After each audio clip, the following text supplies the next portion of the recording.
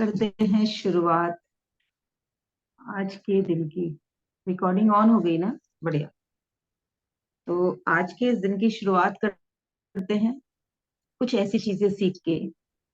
जब जीवन में कुछ विषम परिस्थितियां चल रही हो, कुछ ऐसी परिस्थितियां चल रही हो जो हम नहीं चाहते कि ऐसा हो, क्योंकि जीवन है, ये एक यात्रा है। सब कुछ हमारे मन का तो नहीं होगा। जैसे पृथ्वी पर क्या होता है, रात होती है और दिन होता है, सूर्य निकलता है, चांद निकलता है, तारे निकलते हैं। तो कभी रोशनी तो कभी अंधेरा। तो जीवन में भी ऐसे ही होता है, कभी सुख कभी दुख, कभी हमारी पसंद की चीजें, कभी नापसंद चीजें।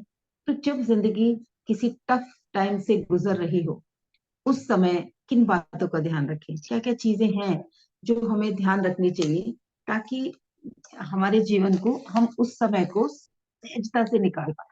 क्योंकि वो समय काटना ही है, उसके बाद तो बेहतर वाला, मस्ती वाला, मौज मस्ती वाला समय आने ही वाला है।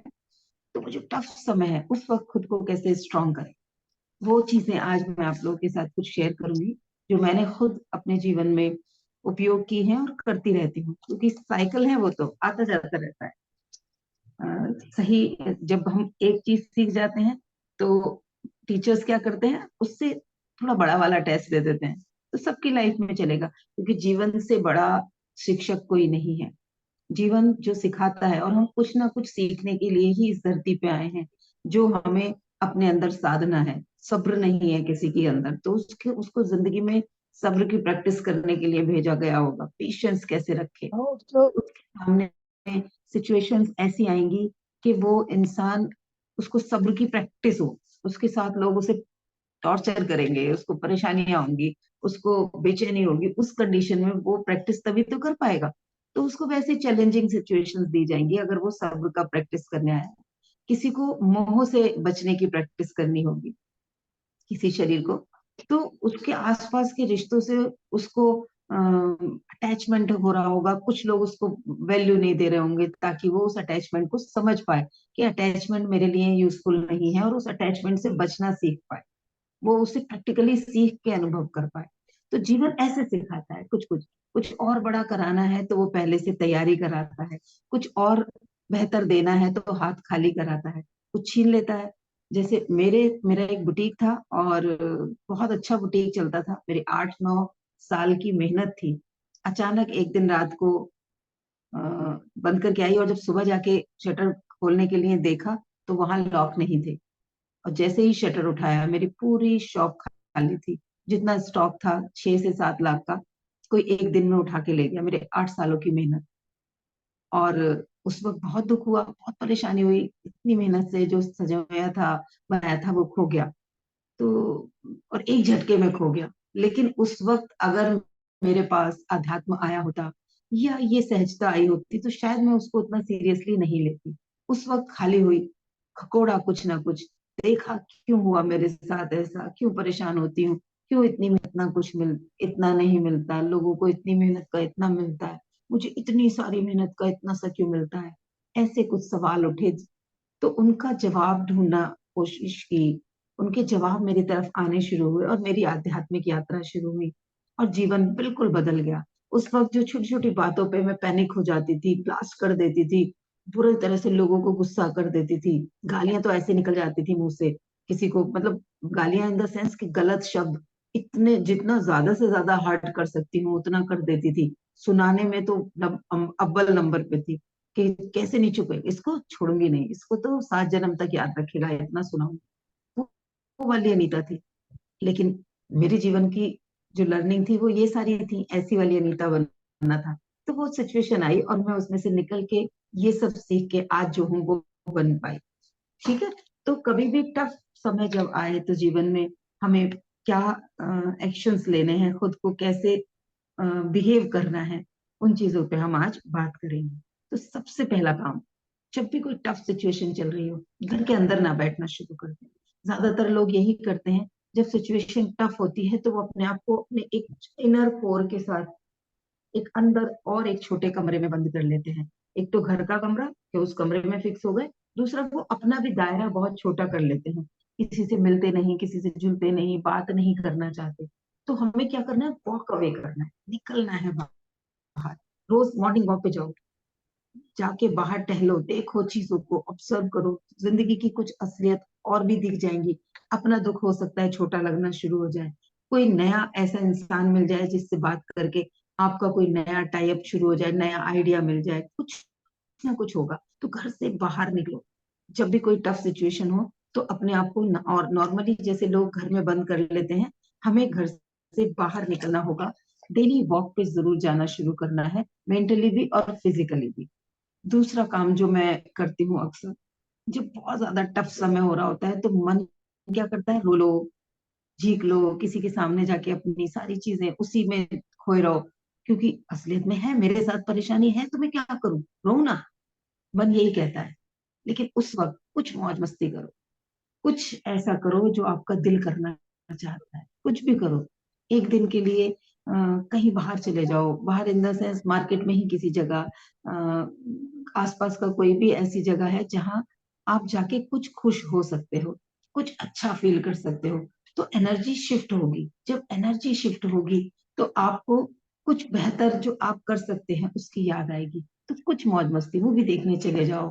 कुछ नहीं है, अगर बाहर नहीं जा सकते तो घर में मूवी चलाओ, कुछ अच्छी सी मूवी देखो। मैं ज्यादातर यही होता था कि मैं थिएटर नहीं जा पाती थी, लेकिन जब भी कभी मैं किसी पेन वाली सिचुएशन में होती हूँ तो मैं अपने घर में बच्चों से और हस्बैंड से कहती हूँ कोई कोई कॉमेडी मूवी चलाओ भाई, या कोई रोमांटिक मूवी चलाओ। और एक नहीं, फिर मैं उस दिन 2 या 3 मूवीज देखती हूँ। वो पूरा दिन फिर मैं कुछ पसंद की चीजें बनाऊंगी, कुछ सॉन्ग चला के डांस करूंगी, बच्चों को भी जबरदस्ती उठा के, जबकि कई बार होता है उन लोगों को लगता है इतनी टेंशन में ये क्या कर रही हैं।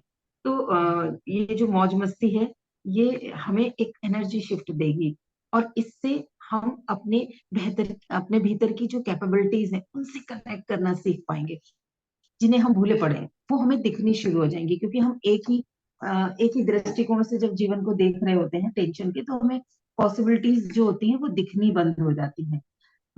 उसके बाद में हमें क्या करना है, लोगों के साथ जेनरस होना है, उदार बनना है।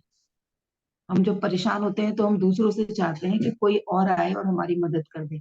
उस वक्त घर से बाहर निकलो, कोई अजनबी दिखे उसकी जरा सी मदद करो, जितनी आप उस वक्त कर सकते हो। पैसे से नहीं कर सकते, शरीर से कर दो, शरीर से भी नहीं कर सकते, इमोशन से कर दो।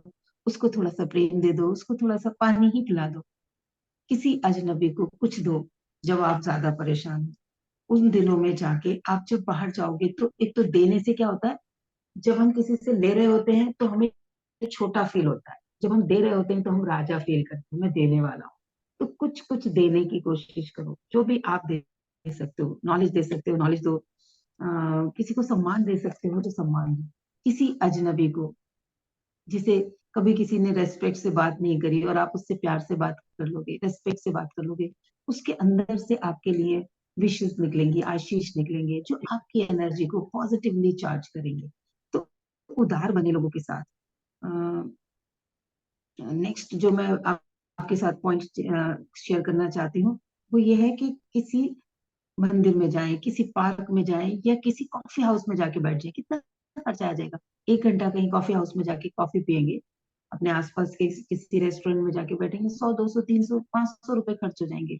मैं नहीं कह रही कि आप 5 स्टार में जाओ, वहां बैठो जाके और लोगों को ऑब्जर्व करो मजे से, किसी से कोई बात करने की जरूरत नहीं।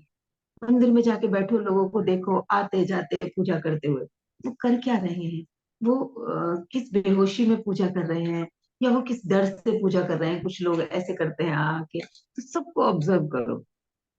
वो एक चुटकुला भी सुना होगा ना कि जब मैं परेशान होती हूँ तो क्या करती हूँ, मंदिर चली जाती हूँ और सबके चप्पल उलट पुलट कर देती हूँ।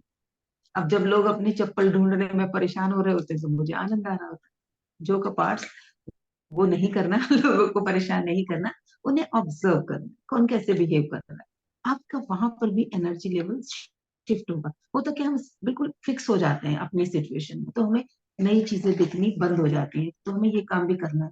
कहीं पे भी ऐसी जगह चले जाओ, मार्केट प्लेस में जाके विंडो शॉपिंग कर लो, तो उससे क्या होगा, आपके भीतर की एनर्जी बदलेगी, आप सॉफ्टनेस फील करोगे अपने अंदर।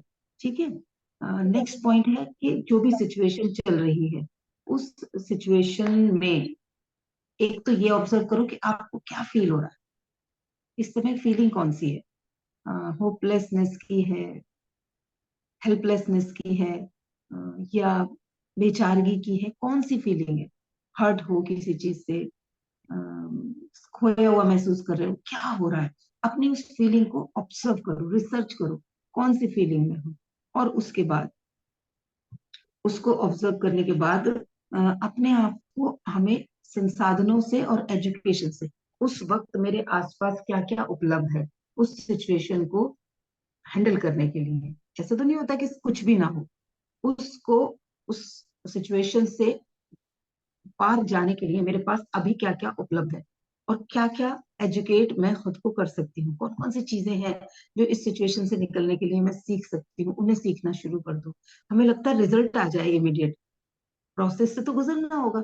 तो जो चीजें हमें उस सिचुएशन से निकालने में मददगार होंगी, उन चीजों को सीखना शुरू करें, और उन संसाधनों को अपने आसपास देखें, कौन कौन से संसाधन अभी हैं। तो उससे भी आपको है वाली फीलिंग आएगी, होप जगेगा, विश्वास जगेगा, कॉन्फिडेंस आएगा आपके अंदर कि यस, आई कैन डू, मैं निकल जाऊंगी इस परिस्थिति से। और जहां वो विश्वास बना, तो परिस्थिति बहुत छोटी हो जाएगी, वो कितना भी बड़ा चैलेंज क्यों ना हो, वो बहुत छोटा हो जाएगा। ठीक है। उसके बाद में, जो मैं हर सेशन में बोलती हूँ, हर रात अगले दिन के लिए टू डू लिस्ट बनाए। अब कल के दिन के लिए मैं इस सिचुएशन से निकलने के लिए क्या बेस्ट कर सकती हूँ, अपने आप को अच्छी एनर्जी में ले जाने के लिए मैं कितने बजे से कितने बजे तक वॉक पे जाऊंगी, कब मैं मंदिर या बाहर किसी से मिलूंगी, या मैं अपनी फीलिंग को कब मैं ऑब्जर्व करूंगी, मैं आज क्या क्या नई चीजें सीखूंगी, मैं अपनी जो भी संसाधन है उनको कैसे रिकलेक्ट करूंगी। होता क्या है, हम लगे रहते हैं, लगे रहते हैं, लगे रहते हैं, लेकिन एक बार हमें अपने आप को पॉलिश भी करना होता है ना। जैसे वो आपने कहानी सुनी होगी कि एक जंगल था बहुत बड़ा, और वहां बहुत सारे लकड़हारे लकड़ी काटते थे। तो अचानक एक दिन एक यंग बच्चा आया, और उसने भी नौकरी मांगी। तो देखा उसने कि उसको शाम को, बाकी लोगों ने देखा उसको पैसा ज्यादा मिला है उन लोगों से जो रेगुलर बहुत एक्सपीरियंस थे और बहुत समय से काम कर रहे थे।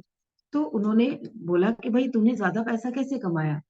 तो वो बच्चा बोलता है कि मैं, और तो बैठा भी रहता था, हमने तुझे कई बार दिन में बैठा देखा। तो उसने बोला कि मैं जब बैठता था तो एक तो मैं रेस्ट करता था, अपनी एनर्जी को रीस्टोर करता था, एक ब्रेक लेता था, और उस ब्रेक में मैं जिस कुल्हाड़ी से लकड़ियां काटता था, मैं उसको शार्पन करता था, ताकि वो ज्यादा तेजी से और कम शक्ति से लकड़ियों को काटे। तो उस वजह से मैंने आप लोगों से ज्यादा लकड़ी काट ली, मैंने अपनी एनर्जी को बार बार रिगेन किया, और अपने उस औजार को भी शार्पन किया। तो हम अपने जीवन में अपनी कुल्हाड़ी को शार्पन करना भूल जाते हैं, जो कि बहुत जरूरी है। तो जब भी कोई टफ पीरियड चल रहा हो, तो खुद को, अपनी कैपेबिलिटीज को, अपनी टीचिंग्स को शार्पन करो। कौन कौन सी चीजें हैं जिन्हें इस वक्त और कुछ नहीं कर सकती, जॉब नहीं मिल रही, लेकिन क्या नया सीख सकती हूँ, अभी अर्न करने के लिए कोई चीज रास्ता नहीं दिख रहा, पर क्या कोई नया तरीका सीख सकती हूँ जिससे अर्निंग की जा सके। किसी से पेन चल रहा है, लड़ाई झगड़े चल रहे हैं, तो उस वक्त मैं कौन से तरीके ढूंढ सकती हूँ? आज की डेट में तो बहुत आसान है, इंटरनेट पे सब कुछ अवेलेबल है। अगर आप करना चाहते हैं तो वीडियोस मिल जाएंगे, नोट्स मिल जाएंगे, पीडीएफ मिल जाएंगी, ऑडियो बुक्स मिल जाएंगी। आप जो चाहते हो उसको सही प्रॉम्प्ट में डालो, तो आपको उसका आंसर मिल जाएगा। उन चीजों को सीखो, फॉलो करो। तो हमें अपनी कुल्हाड़ी को शार्पन करना है, हर रोज। ठीक है, अपनी स्ट्रेंथ को शार्पन करना है। हर रोज टू डू लिस्ट बनानी है, वो मैंने आपको बता दिया। डेली अपने साथ बैठो, और अपने अंदर की कम से कम 20 शक्तियां ढूंढो। आज 5 ढूंढ सकते हो, कल और 5 ढूंढो, कल फिर परसों 3 और ढूंढो। तो जब तक आपकी अपनी अंदर की 20 शक्तियां आपको पता ना चल जाए, तब तक रोज खुद से पूछो, और क्या है जो मेरी ताकत है, और ऐसा क्या है मेरे अंदर जो मैं औरों से बेहतर कर लेती हूँ, या मैं बहुत अच्छा कर लेती हूँ। किसी से भी कंपेयर मत करो। कौन कौन सी चीजें हैं जो मेरी स्ट्रेंथ है? मैं अपनी बात अच्छे से रख लेती हूँ, मैं कंप्यूटर्स में अच्छी हूँ, मेरी राइटिंग अच्छी है, मेरी हिंदी बहुत अच्छी है, या मेरी ड्राइंग बहुत अच्छी है, या मेरी सिंगिंग बहुत अच्छी है, मेरी कुकिंग बहुत अच्छी है, I can drive, I can communicate with people. कुछ भी, जो भी आपकी स्ट्रेंथ है, कम से कम अपनी 20 शक्तियों को खोजो, और उनकी एक रिटन लिस्ट बनाओ। और उस लिस्ट से क्या होगा आपको फिर से एक कॉन्फिडेंस आएगा, इतना सब कुछ तो आता है, कुछ ना कुछ तो जरूर मैं कर लूंगी, इसमें से जरूर मैं निकल जाऊंगी। नेक्स्ट जो मैं इंपॉर्टेंट पॉइंट आप लोगों के साथ शेयर करना चाहती हूँ, जब भी कोई टफ सिचुएशन आए तो बढ़ते रहें, थोड़ा थोड़ा थोड़ा स्लो बढ़े जाए, पर बढ़ते रहें, रुकना नहीं है। हम उस वक्त सब कुछ हथियार फेंक के बैठ जाते हैं कि अब तो मर गए, मिट गए, बर्बाद हो गए, कुछ नहीं हो सकता, एकदम से डिक्लेयर कर देते हैं।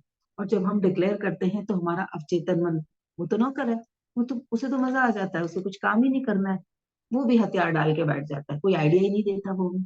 तो जब हम थोड़ा थोड़ा चल रहे होते हैं, थोड़ा थोड़ा आगे बढ़ रहे होते हैं और कुछ ना कुछ करने की ठाने रहते हैं, तो अवचेतन मन भी हमें नए नए आइडियाज देता है। उस वक्त हम उससे जब सकारात्मक सवाल पूछते हैं, सिचुएशन ये है, उन्हें स्वीकार करके उससे पूछते हैं अब क्या हो सकता है, तो वहां से कुछ ना कुछ आइडियाज आते हैं। हम उन आइडियाज को खोज सकते हैं अपने भीतर और बाहर की दुनिया में। और निरंतर बढ़ते जरूर रहें, रुकना नहीं है, चाहे स्लो चले, कछुए की चाल से चले, पर चलते रहना है जब भी कभी आप किसी टफ सिचुएशन से गुजर रहे हो। उसके साथ साथ क्या करना है, आपका कोई बहुत पुराना शौक है जिसे आप भूल गए हो बहुत समय से, उस पुराने शौक को थोड़ा समय जरूर दो, क्योंकि टफ समय है। इस समय अगर आप खाली बैठे रहेंगे तो आप उस टफ समय के दुख में ही अपने आप को और डुबोते चले जाएंगे। अगर उसी समय पर आप अपने किसी शौक में थोड़ा सा समय इन्वेस्ट करेंगे तो उतनी देर के लिए आपकी एनर्जी शिफ्ट होगी, आप वहां पर खोकर ओरिजिनल निकल कर आएंगे, आपके अंदर की कैपेबिलिटीज निकल कर आएंगी, जो आप ओरिजिनल हैं उस ओरिजिनल से आप कनेक्ट होंगे, तो आपका अंदर एक नई ऊर्जा जगेगी। और जब नई ऊर्जा में होते हैं सब सॉल्यूशंस बहुत ज्यादा आते हैं। तो अगर कोई शौक नहीं था कभी, तो कोई नया शौक डेवलप कर लो, देखो कौन सी चीज है जो आज की सिचुएशन में भी मैं कर सकती हूँ, एक नई हॉबी कौन सी डेवलप कर सकती हूँ। दिमाग, लोग कहते हैं ना कि अरे इतनी टफ सिचुएशन है, ये पागल हो गई है इस समय, क्या हॉबी कर रही है, लेकिन उसका तरीका यही है, उस एनर्जी को शिफ्ट देने के लिए आपको अपने भीतर की किसी एक हॉबी को पॉलिश करो, या नहीं है तो एक नई हॉबी को उस समय डेवलप कर लो। ठीक है, प्रायोरिटीज सेट करो, आपके जीवन की क्या प्रायोरिटीज हैं उनको जरूर सेट करो। कई बार होता है हम अपनी प्रायोरिटीज को भूल जाते हैं, कुछ एक्स्ट्रा ऑब्लिगेशंस ले लेते हैं, कुछ और ऐसे कामों में खुद को इन्वॉल्व कर लेते हैं जिन्हें हम जिनके लिए हम अगर चाहें तो हम टाल सकते हैं। तो उस वक्त जो काम बहुत ज्यादा इंपॉर्टेंट है उन प्रायोरिटी वाले कामों पर फोकस करें, किसी और के ऑब्लिगेशन को एकदम से ना लें। कई बार होता है हम अपने आप तो टफ सिचुएशंस में होते हैं, दूसरों को भी संभालना शुरू कर देते हैं, वो नहीं करना, अपनी प्रायोरिटी डिसाइड करनी है और सारा का सारा फोकस अपनी उन प्रायोरिटीज पे रखना है। नींद जरूर लेनी है, जब भी तनाव में होते हैं लोगों को नींद नहीं आती, उस वक्त सोच जानबूझ के नहीं सोते, सोचते रहते हैं, कुछ ना कुछ ऐसा सोचते रहते हैं जो उन्हें सोने ही नहीं देता। तो उस वक्त कुछ माइंडफुलनेस मेडिटेशन करें, डीप ब्रीदिंग करें, ब्रीदिंग पे कॉन्सेंट्रेट करें, बैकवर्ड काउंटिंग करें, कुछ ना कुछ ऐसा करें, अपनी बॉडी को मसाज दें। जिस वक्त ज्यादा परेशान है जाके नमक के पानी से नहा लें, उन सब चीजों से आपकी बॉडी रिलैक्स होगी और क्लीन होगी आपकी। और जो वो नींद है, जब आप नींद लेंगे तो फिर से आपकी एनर्जी, माइंड बॉडी सोल, तीनों चीजें आपको बेहतर की तरफ ले जाने के रास्ते खोजने में मदद करेंगी। तो 6 से 8 घंटे की नींद जरूर लें। ठीक है, सोने के लिए नए नए तरीके ढूंढें। उसके बाद में एक जो चीज मैं करती हूँ, कुछ ऐसा जो आप बचपन में करते थे, कुछ भी ऐसा जो आज लग रहा है बचकाना है, कुछ भी ऐसा वो करना शुरू करो उस वक्त।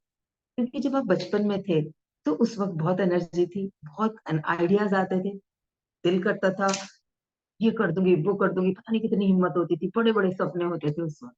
तो जिस वक्त आप परेशानी में हैं, अपने बचपन को याद कर लो, कभी कुछ अचीव किया था उस सिचुएशन को याद कर लो, शेयर करो, मैंने ऐसे ऐसे किया था, मुझे टीचर्स ने ऐसे शाबाशी दी थी, घर आई थी तो मम्मी ने ऐसे ऐसे मुझे, कोई भी ऐसी सिचुएशन जब आपने कुछ अचीव किया था, जब आप छोटे थे, छोटे में आप क्या क्या हरकतें करते थे, बैठो और डिस्कस करो अपनी फैमिली के लोगों के साथ, बच्चों के बचपन बचपन की चीजों को डिस्कस करो, अपने बचपन की चीजों को डिस्कस करो।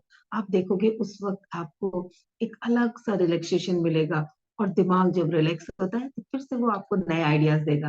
तो बचपने में आ जाओ, उस वक्त कुछ ना कुछ ऐसा करो जो आपको बच्चों जैसा बना दे, या आपके बचपन से आपको कनेक्ट कर दे। ठीक है। उसके अलावा रो लो अगर रोने का मन करता है। ज्यादातर लोग अपने आंसुओं को, अपने इमोशंस को दबाए रहते हैं, कंट्रोल किए रहते हैं, किसी के सामने नहीं रो सकते। अकेले में जाके रो लो, वॉशरूम में जाके रो लो, ईश्वर के सामने बैठ के रो लो, ईश्वर से जो कहना है वो कह के रो लो, लड़ लो, गुस्सा कर लो। मैं तो बहुत लड़ती हूँ। मुझे जब परेशानी होती है, मैं किसी चैलेंज में आती हूँ, तो मैं सबसे पहले जाके ईश्वर से लड़ती हूँ। मजे आ रहे हैं ना? तो मजे ले रहे हो ना मुझे रुला के, मुझे ये चैलेंज में डाल के? तुम हंस रहे हो ना? लो मजे लो। मैं भी बहुत शक्तिशाली हूँ, आप ही की ऊर्जा हूँ। मैं भी नहीं हारने वाली। और संभालना तो आपने ही है, संभालो। लिटरली मैं उनसे बात करके खूब लड़ती हूँ, खूब रोती हूँ, और पूरा सरेंडर कर देती हूँ। तो रो लेना है, रोने से हमारे इमोशंस रिलीज होते हैं और हम फिर से अच्छा महसूस करते हैं। और जब हम अच्छा महसूस करते हैं तो फिर हमारा दिमाग काम करना शुरू कर देता है। उसके साथ साथ आपको अपनी सेल्फ टॉक का ध्यान रखना है, जो मैं हमेशा कहती हूँ, जिसके लिए मैं अलार्म तक लगवाती हूँ आप लोगों को, कि आप अलार्म लगाओ तो जब जिंदगी में टफ सिचुएशन चले तो चेक करें कि मैं खुद से क्या बात कर रही हूँ, मैं खुद को क्या बता रही हूँ। इस सिचुएशन के बारे में मैं जो खुद को बता रही हूँ, क्या ये मुझे सोल्यूशन तक ले जा रहा है? क्या ये जो मैं सोच रही हूँ, ये मैं खुद को जो बता रही हूँ, क्या ये मुझे उस रास्ते पे ले जा रहा है जो मुझे सोल्यूशन देगा, या ये मुझे और नीचे और नीचे और नीचे उस दलदल की तरह खींच रहा है? तो पॉजिटिव सेल्फ टॉक करें, उस वक्त ध्यान उस पर रखें जो आप जीवन में चाहते हो, जो आप चाहते हो ऐसा हो जाए। उस वक्त अब सिचुएशन में जरूर से जरूर अपने सेल्फ टॉक पर ध्यान देना है। जर्नलिंग करनी है। जर्नलिंग मतलब एक कोई भी डायरी लीजिए, कोई कॉपी लीजिए, कोई बुक लीजिए, उस पर क्या महसूस कर रहे हो इस वक्त, उसको डिटेल में लिख दो। जो कुछ भी इस वक्त दर्द है, पेन है, उसको लिख डालो। उसके बाद में जब आप रो के लिख के हल्के हो जाएंगे, फिर लिखो वो जो आप चाहते हो। ऐसे लिखो जैसे वो अब हो गया है। कुछ देर के लिए विजुलाइज करके उस चीज को भी, उस सीन को भी, उस इवेंट को भी डिटेल में लिख डालो, जो आप चाहते हो कि जीवन में ऐसा हो। मान के कि ये हो गया, ऐसा हो गया, और अब मैं क्या क्या फील कर रही हूँ। मैं अपने मम्मी को बता रही हूँ तो मम्मी मुझसे कैसे बात कर रही है, मैं अपने हस्बैंड को बता रही हूँ वो कैसे बात कर रहे हैं, मेरे दोस्त, मैं बेस्ट फ्रेंड को कॉल करके कैसे बता रही हूँ, यस मैंने ये अचीव कर लिया, मेरे जीवन की ये सिचुएशन थी और आज देख मैं क्या कर लिया। वो चीजें उसको बिल्कुल शब्दों में जाके लिख डालो, जो आप अचीव करना चाहते हो, कैसे वो अचीव होने के बाद अपने किसी बेस्ट फ्रेंड को, किसी लव वंस को आप बताओगे। कोई पार्टी करोगे तो क्या सेलिब्रेट कर रहे होगे उस वक्त, कैसी पार्टी होगी, कैसा म्यूजिक होगा, क्या आपने पहना होगा, इसे डिटेल में लिख डालो। एक दिन जरूर इसके लिए पूरा सेशन करेंगे, उस दिन थोड़ा सा समय ज्यादा लेके बैठेंगे और डिटेल में लिखेंगे सभी लोग। ठीक है, डिटेल में लिखेंगे और नेक्स्ट डे फिर हम विजुलाइज करेंगे। 2 दिन का ये सेशन होगा। इसको जरूर करेंगे। तो जब भी कभी टफ समय चल रहा हो, जर्नलिंग जरूर करनी है। और मोस्ट एंड लास्ट जो मैं पॉइंट आप लोग के साथ शेयर करना चाहती हूँ, खुद को याद दिलाएं कि जीवन एक यात्रा है, पड़ाव नहीं है, चलता रहेगा निरंतर। आज जो समय है वो भी नहीं ठहरेगा, वो भी परमानेंट नहीं है, ये भी बदल जाए। ये बात अपने आप को बार बार बार बार याद दिलाते रहो जब भी कोई टफ सिचुएशन जीवन में चल रही हो। खुद को लगातार बताते रहो ये एक यात्रा है। जो कल था वो आज नहीं रहा, तो जो आज है वो भी कल नहीं रहेगा, वो भी बदलने ही वाला है। जरूर ये बदल जाएगा, खुद को ये बताते रहे। तो ये कुछ 15-16 पॉइंट्स थे जो मैं आप लोगों के साथ शेयर करना चाहती थी। जब भी जीवन में कोई टफ सिचुएशन आए तो इनमें से जो भी उस वक्त याद आए, मैक्सिमम उन्हें यूज कर लो और एक नया शिफ्ट अपने जीवन में क्रिएट कर लो, जिससे कि वो सिचुएशन ज्यादा लंबे समय तक ना टिकी रहे। अदरवाइज क्या होता है, हम उसमें डूबते चले जाते हैं। कई बार तो लोग उस सिचुएशन को एंजॉय करने लगते हैं, खुद को विक्टिम मान लेते हैं और सिर्फ लोगों की सिंपैथी का इंतजार करते रहते हैं, खुद को सिंपैथी देते रहते हैं, जिससे वो सिचुएशन और लंबे समय तक के लिए टिक जाती है। जैसे कोई आया सेल्समैन और आप उसको एंटरटेन करोगे तो वो तो और डिटेल में बताएगा। आप उसको पानी पिलाने के लिए अगर घर में बैठा लोगे या चाय वाय बना लोगे तो वो तो वहीं टिक जाएगा, कुछ ना कुछ बेच के जाएगा। या कोई अनवांटेड गेस्ट आ गया है, आप उसको रोज पकवान बना के खिलाओ तो वो तो टिक जाएगा ना आपके घर में। तो क्या करते हैं, कोई अनवांटेड आता है तो उससे बहुत कम चीजें पूछते हैं ना, जो कोई ऐसा आ जाए उसे पानी को ही पूछते हैं बस। चाय के लिए भी कई बार लोग टाल देते हैं, अगर कोई अनवांटेड आता है तो डिले करते हैं कि अगर ज्यादा देर बैठेगा तब चाय नाश्ता कराएंगे। तो जितना ज्यादा एंटरटेन करोगे वो परमानेंट हो जाएगा, वो स्टेबल हो जाएगा। तो दुख को भी हमें एंटरटेन नहीं करना, चैलेंज वाली सिचुएशन को भी एंटरटेन नहीं करना, स्वीकार करके उसके सोल्यूशन की तरफ आगे बढ़ना है। खुद की एनर्जी को शिफ्ट करना है ताकि जीवन में हमारा बॉडी माइंड सोल हमें नए रास्ते की तरफ अग्रसर करे, हमें नए सॉल्यूशंस की तरफ लेके जाए। तो आज के पॉइंट्स में से कौन कौन से पॉइंट्स आप लोगों को अपने लिए अच्छे लगे, जरूर अपनी शेयरिंग करें।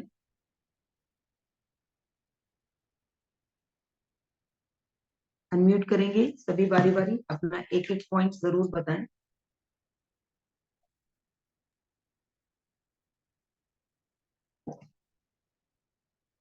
मैं नॉन स्टॉप बोलती रहती हूँ, आपको तो थोड़ा सा बोलने के लिए कहती हूँ। बोलो करो। गुड मॉर्निंग मैम, मैं उमा। मुझे जो सबसे बेस्ट लगा ना आज की टॉक में, तो ये है कि अपनी बीज शक्तियों को पहचानें, जो बहुत हमें बढ़िया। पता तो होती हैं, लेकिन हम कई मतलब रोजमर्रा की जिंदगी में हम कहीं ना कहीं अपनी चीजों को भूल जाते हैं कि हम किस में बेस्ट हैं, हम कहाँ बेस्ट दे सकते हैं। और वाकई हम्म, हम अपने आप को भूल ही जाते हैं। अपनी हॉबीज को हम टाइम नहीं देते हैं, हम हम्म, अपने लिए टाइम नहीं निकालते हैं, हम अपने आप को खुश नहीं करते हैं, दूसरों को वाकई खुश करने में अपनी लाइफ निकाल देते हैं, और वो सर का दर्द पकड़ के बैठ जाते हैं। और वो जो लास्ट वाली आपने बोली ना कि किसी को जबरदस्ती मत बैठाओ, एंड हम्म, मेरी लाइफ में है ना, वो जबरदस्ती वाले लोग इतने ज्यादा है ना कि अगर घर हम्म। में घुस जाए ना मैम, तो 6-6 7-7 घंटा 8-8 घंटा बिगाड़े बिना नहीं निकलते हैं।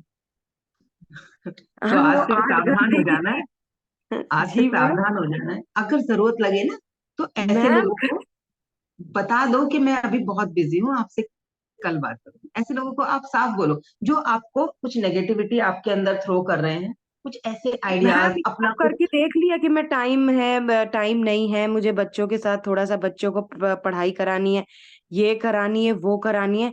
वो क्या बोलते हैं बंदे, अब तो ठीक है, अब तो मैं स्ट्रेट फॉरवर्ड बोलने लगी हूँ कि देखो अब मेरा टाइम आप खराब कर रहे हो। हम्म। अदरवाइज ये बोलते थे आप बच्चों को पढ़ाओ ना, हम इधर ही बैठे हैं। अरे बाप रे। नहीं, मैम उनको इतने बोलो, चिपचिप। उनको बोलो कि मैं अपनी प्राइवेसी में, अपनी लाइफ में कुछ चीजें मुझे पर्सनल भी चाहिए, आपके साथ भी टाइम स्पेंड करूंगी लेकिन मेरी बाकी चीजें भी हैं, तो अभी मैं चाहती हूँ मुझे थोड़ा अकेला रहे। साफ बोलो। क्योंकि कई बार हम ऑब्लिगेट कर देते हैं दूसरे लोगों को और वो फिर हमारे सिर पे हावी हो जाते हैं। घर में भी कई बार होती है सिचुएशन कि हम क्या करते हैं, मैं कर दूं सब कुछ, पति के लिए भी मैं कर दूं, बच्चों के लिए भी मैं कर दूं, सब कुछ मैं कर दूं। हम दूसरों की को चीजें हैंड ओवर नहीं करना चाहते। तो उससे क्या होता है, ओवरलोडेड हो जाते हैं। ज्यादातर फीमेल्स हाउसवाइफ या वर्किंग भी, दोनों ही, वो ओवरलोडेड रहती हैं। और वो क्योंकि बचपन से हमने देखा होता है अपनी माँ को, हमारी माँ ने अपनी माँ को देखा होता है, सब कुछ खुद से, पानी का गिलास, मेरी भाभी जी थी तो वो घर में जैसे मेरा भाई या बच्चे आते थे, वो उनको सॉक्स तक भी अलमारी में से खुद निकाल के देती थी पानी के लिए। वो बैठ के शोर मचाते रहते थे, एक गिलास पानी दे दो। अंडरवियर, उनके अंडरगारमेंट्स बाथरूम में ऐसे ही नहा के वहीं छोड़ देते थे, इवन जहां उतारा होता था एक साइड में भी नहीं करते थे। और मुझे बहुत इरिटेशन होती थी। मैं हमेशा जब भी जाती थी तो बच्चों उनको तो डांटती थी, साथ में भाई भाभी को भी बोलती थी, इतना क्यों पंगु बना रखा है, और खुद पूरे दिन चिड़चिड़ाती रहती थी, पूरा दिन खुद इरिटेट रहती थी वो। आज वो नहीं है हमारे बीच, एक्सीडेंटली वो बस चली गई हमारे बीच में से एकदम। लेकिन उन बच्चों ने, वही बच्चे जो, उन्हें ये नहीं पता था मेरे अंडरवियर कहाँ रखे हैं, मेरा मोजे कहाँ रखे हैं, आज उनके जाने के बाद उन बच्चों ने, जिनके लिए वो पूरे दिन रोती रहती थी, अपने आप पूरा घर संभाल रखा है। वो तीनों ही रह गए अब, भाई और दोनों भतीजे। तो वो लोग पूरा घर संभाल रहे हैं, छोटा खाना बनाने लगा जो पानी लेके नहीं पीता था, वो सारा खाना बना लेता है। बड़ा वाला जो सॉक्स ला दो मम्मी, सॉक्स ला दो चीखता था, वो झाड़ू पोछा कर लेता है। भाई मेरा मशीन लगा लेता है, कपड़े धो लेता है। तो वो लोग सब कर रहे हैं, वो पहले भी कर सकते थे और उन्हें जीते जी उनको वो रिलीफ मिल सकता था। उन्होंने कभी डिमांड नहीं करी, और क्योंकि उन्होंने डिमांड नहीं करी इसलिए उन लोगों ने जरूरत नहीं समझी। उन्हें लगा इनका काम है, ये कर रही है, उन्होंने ये सोचा ही नहीं। तो हमें बोलना चाहिए। मैं अपने बच्चों से कराती हूँ तो मुझे कई बार कहा जाता है कि बच्चों से काम कराती है, आप तो काम बच्चों से ही करा लेती हो। क्यों नहीं? आज उन्होंने सीखा है तो कल को जब उन्हें जरूरत पड़ेगी तो उनको कॉन्फिडेंस रहेगा वो काम करने का। मैंने उनको शुरुआत से कॉन्फिडेंस दिया है, अकेले मेरे बच्चे सरवाइव कर लेते हैं। और जब भी कभी इमरजेंसी सिचुएशन आती है उन्होंने हैंडल किया है। 2012 में बहुत छोटे रहे होंगे मेरे बच्चे, मेरे हस्बैंड हॉस्पिटलाइज हो गए पंजाब में, और मुझे जाना पड़ा, उनके 2 ऑपरेशन हुए। मैं बच्चों को यहाँ इमीडिएट ऐसे ही जैसे खड़े पैरों भागी थी मैं, कोई तैयारी नहीं करके गई थी, बस कुछ पैसे रख के चली गई थी। और ऊपर जो फैमिली रहती थी उन्हें बता के चली गई थी। उन्होंने 7-8 दिन अच्छे से अपने आप को संभाला, तैयार होके ऑफिस जाते, स्कूल जाते थे, आके अपना पूरा काम होमवर्क करते थे। कई लोगों ने उन्हें बोला भी कि हमारे घर आ जाओ, मेरे चाचा ससुर जी ने या ऊपर वाले जो फैमिली थी, यहाँ ब्रेकफास्ट कर लो। बच्चों ने कहा मैनेज कर लेंगे, क्योंकि उन्होंने सीखा हुआ था। और मुझे भी जाते वक्त टेंशन नहीं हुई, वरना मैं उनको भी खींच के लेके जाती, या इंतजार करती कोई और आए उन्हें संभाले, या उन्हें किसी और के ऊपर छोड़ने के लिए ढूंढती उस वक्त। तो सिचुएशन हम हैंड ओवर दूसरे को भी कर सकते हैं। कुछ चीजें हमें बोलनी चाहिए जब हमें जरूरत होती है। हमें जबरदस्ती फीमेल्स को सारी चीजें लादनी नहीं चाहिए। अपने कामों के लिए सेल्फ डिपेंड बनाना चाहिए अपनी फैमिली को। उससे हमें भी अपने लिए समय मिलेगा और they will become more confident in their life. ठीक है करेक्ट मैम। जी। और किसी को कुछ शेयरिंग करनी है? Hello ma'am. जी, अनुराधा जी। कौन बोला? अनुराधा जी जी। आप फिर से म्यूट हो गई, अनम्यूट करिए। हाँ जी मैम। मैम जी। कई बार ऐसा होता है कि जैसे हम अपने तरीके से बहुत सही होते हैं काम के मामले में, हर चीज में, पर हमें ना सपोर्ट नहीं मिल पाता अपने मतलब कलीग से। कहेंगे हम्म अरे तुम तो सक्षम हो, तुम तो कर ही लोगे सब कुछ। तो हम्म यही चीज मुझे कई बार बुरी लगती है। कई बार मैं कहीं घूमने जाना हो, कहीं कुछ करना हो, तो वो सपोर्ट नहीं करते। कहेंगे आप तो इतने सालों से कर रहे हो, कोई बात नहीं, आप कर लोगे, हमें पता है। और कई बार अब मुझे मेरे बॉस हैं जो मुझे थोड़ा सपोर्ट करते हैं, तो उन्होंने मुझे बोला थोड़ा काम को छोड़ना सीख, क्योंकि इस तरह से हम्म तू कर लेती है, उनको पता है कि तू कर लेती है, तो तभी तो तेरे को हर चीज के लिए वो करते हैं। और हम्म हर जगह मतलब टॉन्टिंग करना, कभी कुछ करना, कभी छेड़ाखानी मस्ती मजाक करना। तो मैं उनको एक तरह से ये कहती हूँ कि मेरी आदत यही है कि एक कान से सुनो, अगर कोई अच्छी चीज लगे दिमाग में सोचो उसको, और जगह से बेकार जी लगे दूसरे कान से निकाल दो। मेरी जी। शुरू से ये है, मैं अपने मस्त रहती हूँ हमेशा। बट यही है कि कई लोग साथ नहीं देते हैं। तो इस चीज में मेरे हस्बैंड हम्म तो सपोर्टिव है, ऐसी बात नहीं है, जो मैं काम करूँ कुछ भी करूँ सपोर्ट पूरा करते हैं। क्योंकि मैं हम्म असल में वो जैसे ना कंपनी पॉलिटिक्स होती है ना, उसमें मैं कई बार परेशान हम्म रही हूँ। वो जो आप मुझे हम्म समझा रहे थे ना इस चीज के बारे में, कि आप परवाह मत हम्म करो, देखो आप खुश रहो। तो मैंने बहुत कोशिश, मगर रात रात भर रोती भी रहती थी मैडम, बहुत हम्म परेशान करते थे पॉलिटिक्स के चक्कर में। क्योंकि बड़े लोग कई बार ऐसा होता है ना, हमारे जो एमडी होते हैं उनके रिलेशन में होते हैं। अब हम कुछ कई बार उनको हम्म रिस्पॉन्स नहीं, मतलब जवाब नहीं दे पाते। तो ये है कि अपने हम्म आप को उस वक्त कहते हैं कि मेरे सर समझाते थे मुझे कि आप चुप्पी चुप्पी हम्म में सबसे बड़ी समझदारी है। आप उससे जब कोई कुछ आपको कुछ कह रहा है, आप चुप हो जाओ, वहां से चुपचाप निकल जाओ, और अपना उस बात के बारे में सोचो कि वो क्यों आपको तंग कर रहा है, क्यों वो कर रहा है। तो इस चीज में जी मैं थोड़ा सा सीखी हूँ, वो तो आपसे आपने जो बस समझाया है, मुझे अच्छा लगा। क्या मैं मस्त जी। रहती हूँ, मैं परवाह नहीं करती किसी की भी। पर यह है कि उतने तक करो जितना कोई हमारे साथ करता है। ज्यादा हाँ किसी पे जी। डुलने की, ज्यादा किसी पे डुलोगे तो वो गलत फायदा उठाने की कोशिश करते हैं। जी। इसलिए इस चीज का मैं एक थोड़ा तो ध्यान रखती एक तो क्या होता है, जिन लोगों को जिस अपने काम में ज्यादा कॉन्फिडेंस होता है ना, वो जब कोई दूसरा कर रहा होता है तो वो कई बार खुद भी उस काम में इन्वॉल्व हो जाते हैं। जैसे आपको कोई काम बहुत अच्छे से आता होगा अपने ऑफिस का, हूँ। तो जी। जब कोई और कर रहा होता होगा तो आप उसको कुछ राय देने लगते होगे, करेक्ट कर देते मुझे होगे, उनका तो वो काम कई बार पसंद आप नहीं ही के आता ऊपर है। पड़ जाए। मुझे काम पसंद नहीं हाँ, आता कई तो बार वो आपके ऊपर ही आ इतना जाएगा गलत, कि भाई इतना तुम ही गलत कर काम लो। कर देते हैं पीछे से। मतलब मैं, मेरे को आके ठीक करना पड़ता है, सारे पन्ने फाड़ के फिर दोबारा करना पड़ता है, मेरे मेरे काम बिगाड़ देते हैं। तो फिर मैं कहती हूँ चलो नहीं तो कोई नहीं। उन लोगों को सीखने सीखना के नहीं लिए चाहता ना बोलो कोई, भाई, सीखना नहीं वो चाहता उनसे सैलरी बस। ले रहे हैं, वो लोग हाँ। सैलरी ले रहे हैं तो उनको उनकी जिम्मेदारी उनको करने दो, अपने हिस्से का काम खुद करो। हम्म। नहीं, असल में क्या है कि हाँ, यूनिटी के हिसाब और से ना जब भी मैं बोलने की स्कोर, जरूरत होती है तो बोलना चाहिए, जब बोलने मैं तो की जरूरत मैं होती नहीं है। चुकती, मैं तो पलट जवाब देती हूँ, मैं किसी की परवाह नहीं करती। बट ये है कि कई मामलों में जैसे कोई बस बड़ा हो बस थोड़ा सा, तो सोचना थोड़ा सा पड़ता है। अपनी टोन को थोड़ा सा हमें हाँ, ध्यान रख के बोलना चाहिए, और शब्दों को ध्यान रख के बोलना चाहिए। नहीं वो सही। इसलिए मैं देखो मैडम, काम के मामले में, प्यार के मामले में बहुत मेरे उन सब मेरे को पूछते हैं, सबको पता है कि मेरा नेचर कैसा है। हर वक्त कभी भी किसी को मेरे पैसे की जरूरत हो, कुछ हो, मैंने हमेशा हेल्प करी है। बट अगर मेरे को गलत बात कभी भी किसी की बर्दाश्त नहीं होती, क्योंकि मेरी आदत तो ऐसी है कि मैं कभी भी ना कभी गलत बात नहीं सहन कर सकती, चाहे मेरे घर वाले कर रहे हो चाहे मैं बाहर कर रही हूँ। मेरी शुरू से ये आदत है। मैंने उनको ये हाँ, बोला बस कि उस वक्त प्यार भी से। ना, जब भी हमें कुछ रिस्पॉन्स करना है, रिएक्ट भी करना है, तो दो चीजों का ध्यान रख के करो। एक तो अपने शब्दों का, और अपनी हाँ, टोन का। वही, यही वो लोग दो मुझे चीजों का कहते हैं कि ध्यान तुम्हारे रखेंगे, में आपसे ब्लेम नहीं आएगा। गुस्से में बहुत कुछ बोल जाती हो, ये मुझे बोलते हैं। बट अब मैंने हाँ। थोड़ा ध्यान रखना शुरू कर दिया, तो मैं प्यार से ही बोलती हूँ सबसे। पर यही कहती हूँ कि अगर अगर मुझे कोई चीज ठीक लग रही है तो ठीक है, नहीं लग रही तो मैं अपने उस जगह से अपने रास्ता ये दूर कर देती हूँ, अपना पैर पीछे कर लेती हूँ। वो ज्यादा बढ़िया। बेटर है, किसी को गलत ना बोलने से अच्छा अपना पैर पीछे कर लो, वो ज्यादा अच्छा होता है। जी जी जी। तो बढ़िया। इसीलिए थोड़ा सा मेरा था, इसी वजह से मैंने बता दिया आपको ये एक्सपीरियंस। बढ़िया बढ़िया। Okay okay ma'am. बाकी बाकी कोई और कुछ शेयर करना चाहते हैं? आज के पूरे सेशन में से टेक अवे क्या है आपका?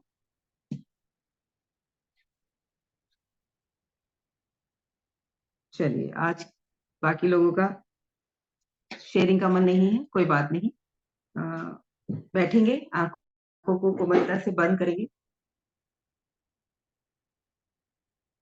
सहज आसन में अपने शरीर को ये बताएं कि अब मैं खुद से मिलने जा रही हूँ।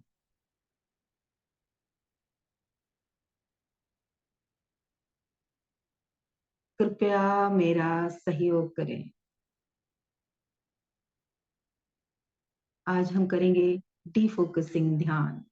नकारात्मक विचारों से डीफोकस कैसे करें, पंच इंद्रिय ध्यान भी मैं इसे कहती हूँ। तो सबसे पहले अपने ध्यान को अपनी आती जाती सांसों की तरफ लेकर जाएंगे। ऑब्जर्व करेंगे सांसें कैसे चल रही हैं।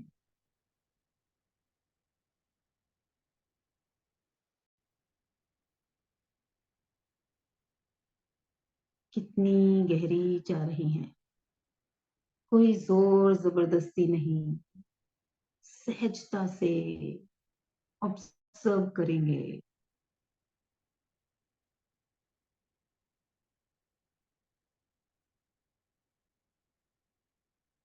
नाभि का फूलना और पेट का भीतर जाना ऑब्जर्व करेंगे।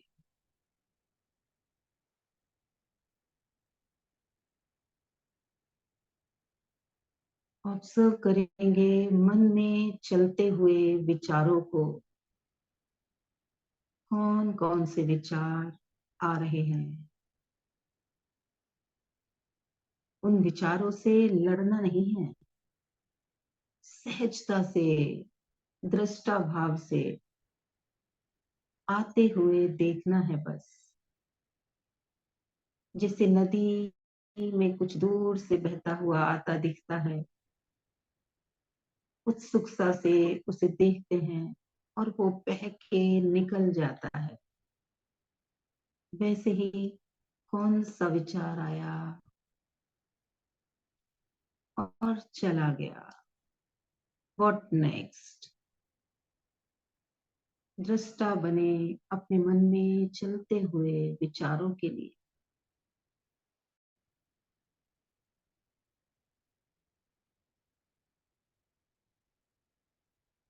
किसी भी विचार से लड़ना नहीं है, उसे जाने देना है।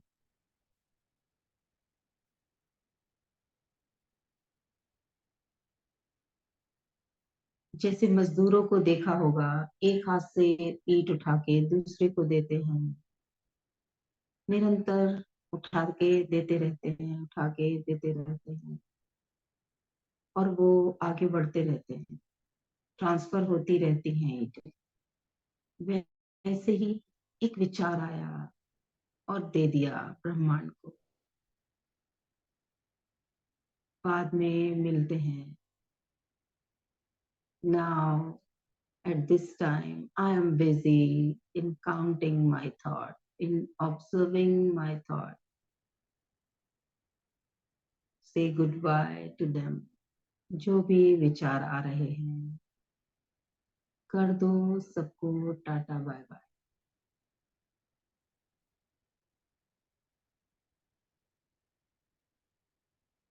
अब अपने ध्यान को आसपास से आती हुई आवाजों की तरफ लेकर जाए। कौन कौन सी आवाजें आ रही हैं? कौन सी तीखी आवाजें आ रही हैं जो आराम से सुन पा रहे हो? गिने उन्हें, काउंट करें।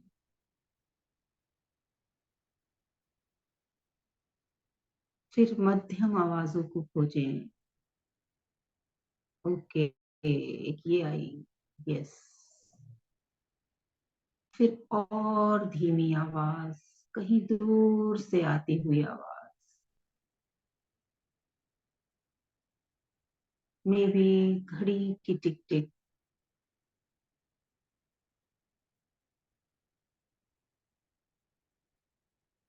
या दूर से आती हुई किसी म्यूजिक की आवाज जो बहुत स्लो है।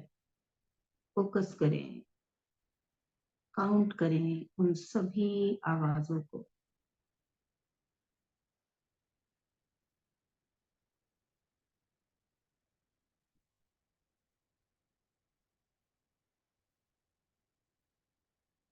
अब अपने ध्यान को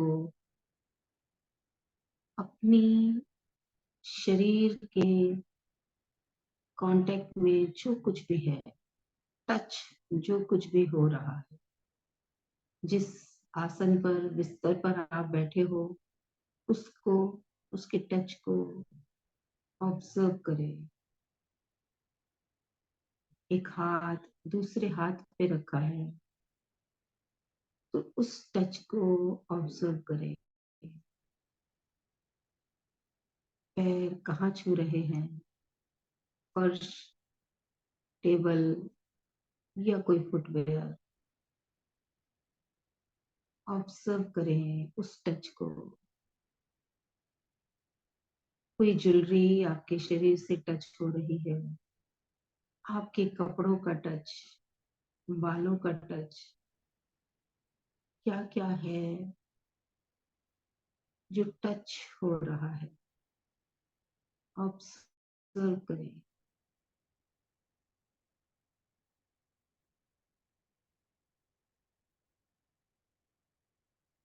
काउंट करें।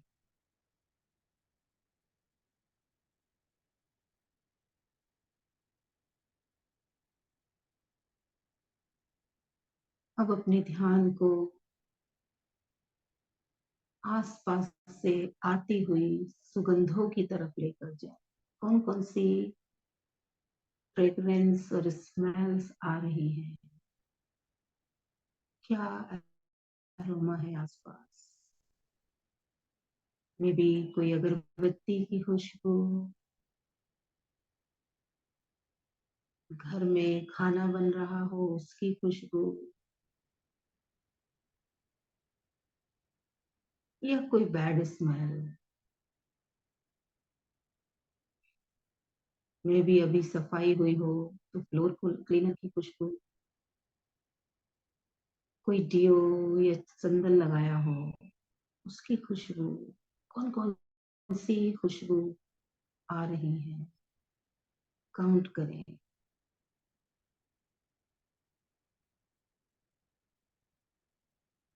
सबसे हल्की वाली खुशबू पर ध्यान फोकस करें, चाहे वो अच्छी है या बुरी, सिर्फ नोटिस करें।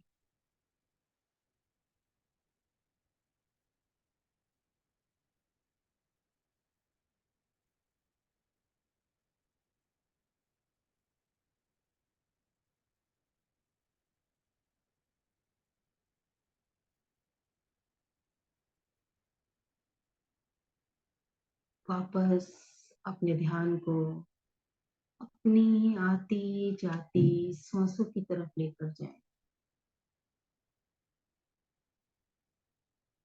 सांसें मोर रिलैक्स हो चुकी हैं, काम एंड रिलैक्स।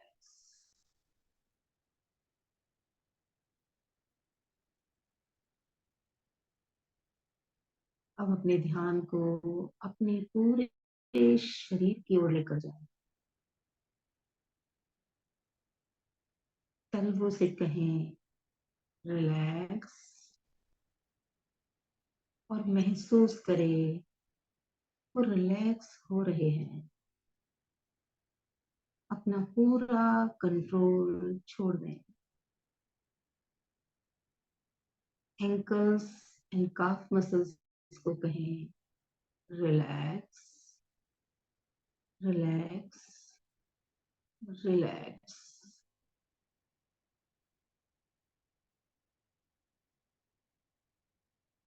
नीज और थाइस को कहें रिलैक्स, रिलैक्स, रिलैक्स। अपने हिप और स्पाइन को कहें रिलैक्स, रिलैक्स, रिलैक्स। पेट और छाती के सभी अंगों को कहें रिलैक्स, रिलैक्स, रिलैक्स। हाथों की उंगलियां, हथेली, कलाई, कोहनी और बाजुओं को कहें रिलैक्स, रिलैक्स, रिलैक्स। कंधे और गर्दन को कहें रिलैक्स, रिलैक्स, रिलैक्स।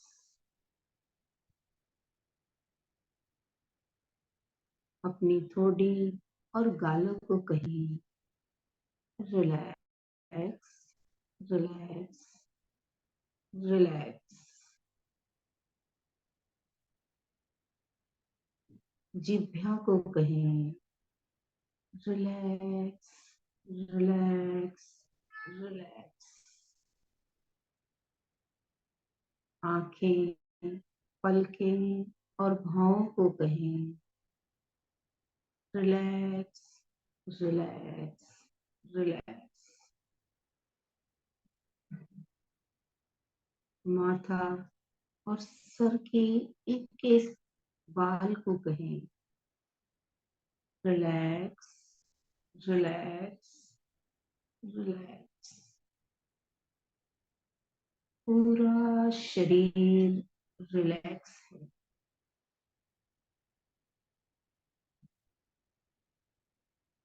अभी भी कहीं कोई अकड़न जकड़न है तो उस अंग को भी बोले रिलैक्स, रिलैक्स, रिलैक्स। ध्यान वापस आती जाती सांसों पर रखें।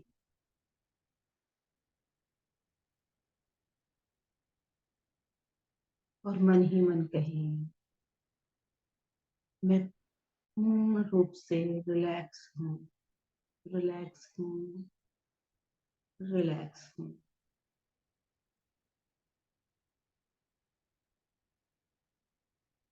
मैं ईश्वर की अनुपम कृति हूँ और ईश्वर को ये जीवन देने के लिए हृदय से धन्यवाद देती हूँ।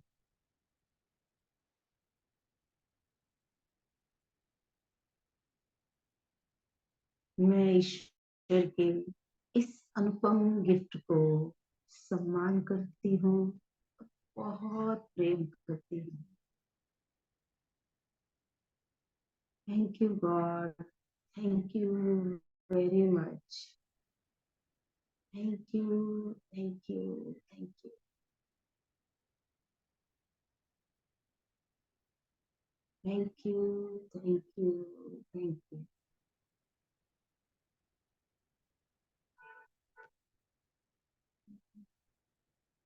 धीरे से हाथों की उंगलियों को हिलाएं, दोनों हाथों को आपस में रब करें और इस ऊर्जा को अपनी आंखों पर ट्रांसफर करें।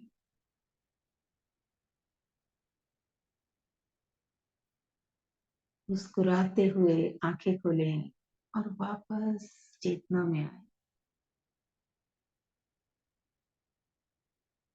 सभी चेतना में आए।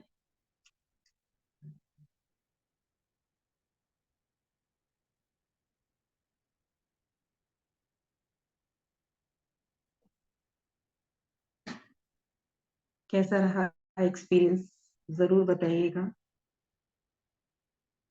और इस सेशन की रिकॉर्डिंग आप लोगों को मिल जाएगी, तो जब भी कभी लगे मन में बहुत विचार चल रहे हैं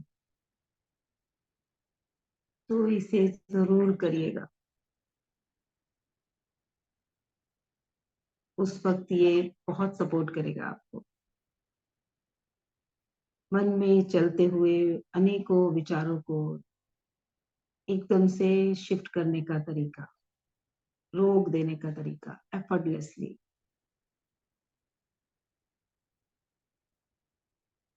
कोई कुछ शेयर करना चाहते हैं? पानी जरूर पी लीजिएगा जो आप लोग अपने साथ रख के बैठते हैं। मैम मेडिटेशन पार्ट ना सच में बॉडी डिटॉक्स कर देता है। जी, शरीर और मन दोनों को डिटॉक्स कर देता है। जी। अभी थोड़ी देर, अभी तो थोड़ा मन करेगा रिलैक्स रहो, लेकिन 15-20 मिनट के बाद आप एक नई ऊर्जा के साथ अपना पूरा दिन, आप देखोगे जिस दिन आप सुबह मेडिटेट करोगे उस दिन बहुत ज्यादा एनर्जेटिक रहोगे, सॉर्टेड रहोगे, काम रहोगे, मोर प्रोडक्टिव रहेगा वो दिन। तो सुबह उठते ही और रात को सोते वक्त, दो टाइम अगर आप 15-20 मिनट अपने लिए निकालते हो, आधा घंटा निकाला आपने, तो बाकी पूरी जिंदगी के लिए भी तो इतना समय पूरा दिन निकाल ही देते हो ना। 15 मिनट सुबह, 15 मिनट शाम, इतना भी कर लोगे बहुत है। और जब रेगुलर इतना करने लगोगे तो आनंद इतना आएगा कि 1 घंटे के लिए भी टाइम निकालोगे। ठीक है, बाकी किसी को कुछ शेयर करना है?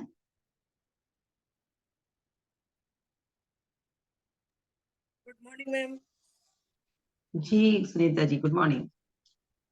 मैम, पहले तो मैं आपका धन्यवाद करना चाहूंगी कि रोज आप हमें सुबह इतना कुछ अच्छा बताते हैं कि दिन बहुत अच्छा निकलता है।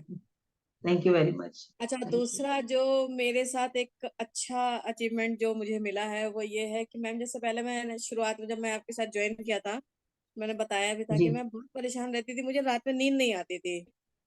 तो जी। नींद जो मेरा एक जो फ्लो था वो ये हो गया था कि मैं पास्ट को, जब मेरे जैसे एक आप कोई अपने सामने कैसेट चला दो ना, जैसे पिक्चर चल रही है, ऐसे जब पास्ट चलने लगता था तो मुझे अब वो याद करते करते नींद आ जाती थी, पता नहीं चलता था।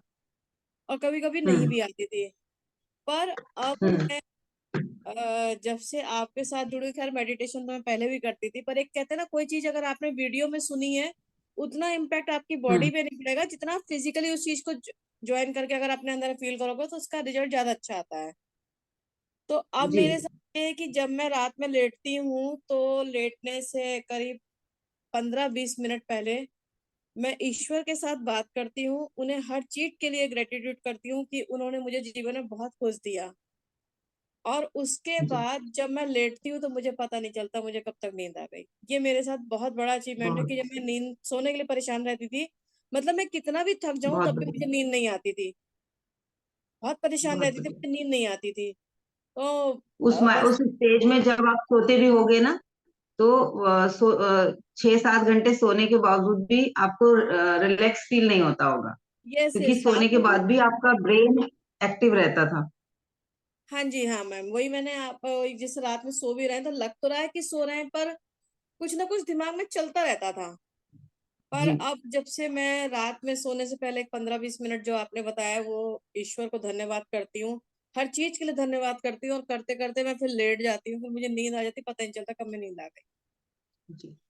और इसके सुनीता लिए जी, मैं उस दिन वाला अनुभव भी शेयर करो, आपको जो अभी एक दिन हेडेक हो रहा था और आपने मुझे कॉल किया था, बाकी हाँ लोगों के साथ जरा वो अनुभव भी शेयर करो। मैम बीच में अभी मुझे दीपावली से होली से पहले 2 दिन पहले मुझे बहुत तेज हेडेक हो रहा था और मैं इतनी परेशान थी, तो मैंने उस दिन, जबकि मैं बहुत रेयर होता है जब दर्द होता है तो दवाई खाती हूँ, मैं दवाई नहीं खाती, लेकिन फिर भी मैंने उस दिन जब नहीं दर्द ठीक हुआ तो मैंने दवाई खा ली, पर मुझे जी। दवाई से भी आराम नहीं मिला। तो रात में मैं बड़ी कश्मकश में थी कि 10:30 बज गया है, अनीता मैम को फोन करूं कि ना करूं, जबकि आप तो मेरी फ्लोर में ही रहते हैं ऊपर। पर फिर भी दिमाग ये कह रहा था कि कहीं आप सो ना गए। फिर लगा चलो अच्छा एक काम करते हैं, एक कॉल करके देखते हैं, अगर जग रही होंगी तो वो कॉल उठा लेंगी, नहीं जग रही होंगी तो कोई बात नहीं। फिर मैंने बड़ा डरते डरते 11:30 बजे करीब जब आपको फोन किया और आपसे के साथ मैंने अपनी सिर दर्द की प्रॉब्लम शेयर करी। मतलब उस दिन मेरी ये कंडीशन थी, मुझे लगता मेरी दोनों आंखें बाहर निकल जाएंगी, इतना जबरदस्त गंदा वाला पेन हो रहा था। पर जब आपने उस दिन मेरी हीलिंग करी, उसके बाद फिर मैंने खाना भी खाया 20 मिनट बाद, जहां मेरी कहाँ पानी तक पीने की इच्छा नहीं होती, 15-20 मिनट बाद मुझे रिलैक्स हो गया। और उसके बाद फिर आपने मुझे बोला कि बैक काउंटिंग करो। वो करते करते लिटरली सारी रात, मतलब मैं 25 तक जाती थी, फिर भूल जाती थी। फिर मैंने कहा नहीं, अनीता मैम ने कहा कि अगर भूल जाओ तो फिर 30 से वापस शुरू करना। मतलब हम्म। करते करते करते करते और फिर आपने फिर दोबारा भी मेरी स्कैनिंग वगैरह करी। मुझे रियली थैंकफुल हूँ मैं आपकी कि उस दिन मुझे इतना पेन हो रहा था कि मुझे लग रहा था कि मैं खाना भी नहीं खा पाऊंगी। फिर मैंने खाना भी खाया और अच्छे से सोई भी। इसके लिए मैं आपका बहुत बहुत बहुत बहुत तहे दिल से धन्यवाद करना चाहती हूँ कि रियली मैं सुबह उस उठी दिन। कितने बजे थी फिर? हाँ जी। सुबह उठी कितने बजे थी? 9 बजे। पता ही नहीं, मतलब होश इतना भी होश नहीं था कि मुझे हम्म। रात में वॉशरूम भी जाना है, इतना भी होश नहीं था मुझे सोने के बाद। पर रियली ये मैं आपको थैंकफुल वो करूंगी रेकी कि की पावर थी। रेकी की पावर थी जिससे आप हील हुई और आपका वो पेन दूर हुआ।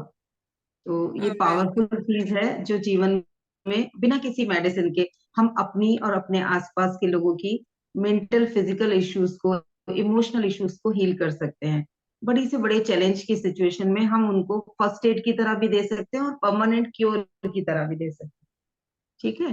तो मैं आजकल थैंक अभी यू चल मैम। रहा है हमारा मैं एक आपका बैच। इसके लिए अगेन एक बार मैं फिर आपका इसके धन्यवाद आपका, थैंक यू, मुझे धन्यवाद। बहुत ईश्वर सपोर्ट को किया। धन्यवाद दीजिए। Thank you ma'am. ईश्वर को धन्यवाद।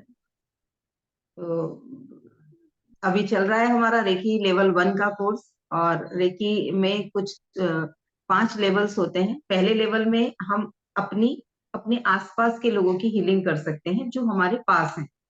सेकेंड लेवल सीख के हम उन लोगों की भी हीलिंग कर सकते हैं जो दूर है। जैसे उस दिन मुझे सुनीता जी के पास जाने की जरूरत नहीं पड़ी, उन्हें मेरे पास आने की जरूरत नहीं पड़ी, मैंने उनको डिस्टेंस से ही हील कर दिया।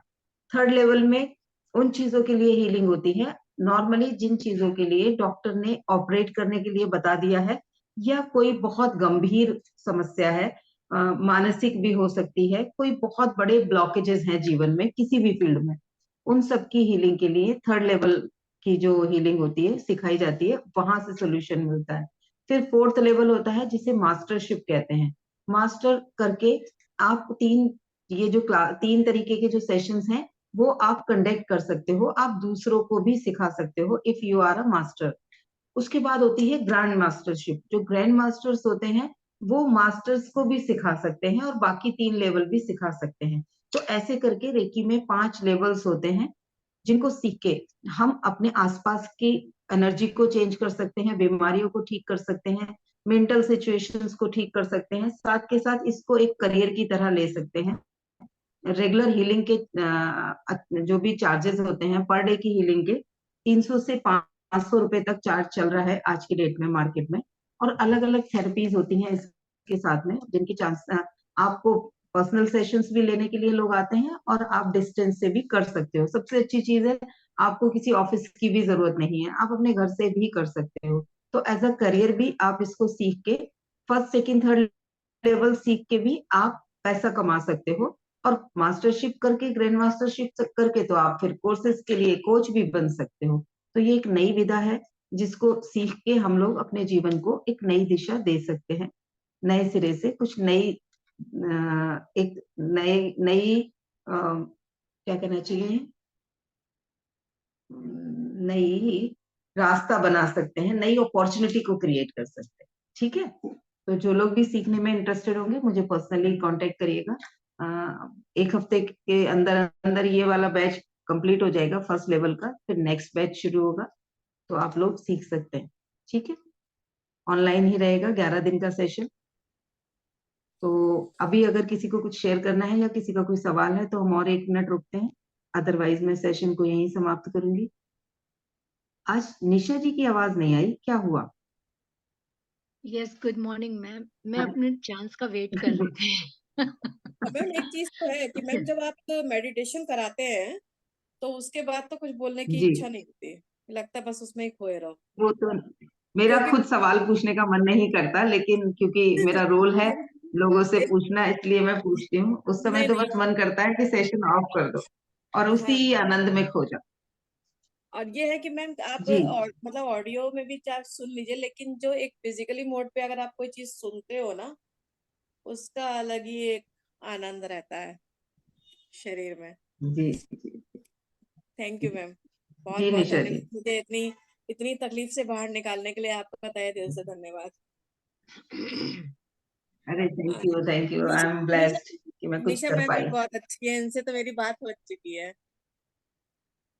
She is thank you nice. Sunita बढ़िया, जी। सारे अच्छे हैं, सारे अच्छे हैं, हम सब अच्छे हैं।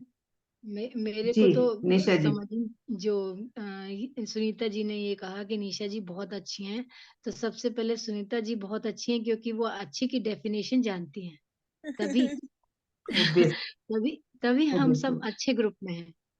हम सारे ही लोग बहुत अच्छे हैं। तो मैं आज ये कहना चाहती थी मैम कि जो आज का सेशन था बहुत ही शानदार था, और आज एक बहुत अच्छी बात मुझे ये सुनने को मिली कि जो हमारे पार्टिसिपेंट हैं वो बढ़ चढ़ के हिस्सा ले रहे हैं। तो ये मेरे लिए एक बहुत अच्छा एक साइन है कि हम एक सही रास्ते पे जा रहे हैं, और एक जिस चीज को पाना चाहते हैं, जिस चीज की तरफ हम बढ़ रहे हैं, वो हमारे बहुत ही निकट है। जी, माइलस्टोन्स दिख रहे हैं हमें। हाँ, जी, we are on the right track. yeah, we are on the right track and we are getting every day new pebbles.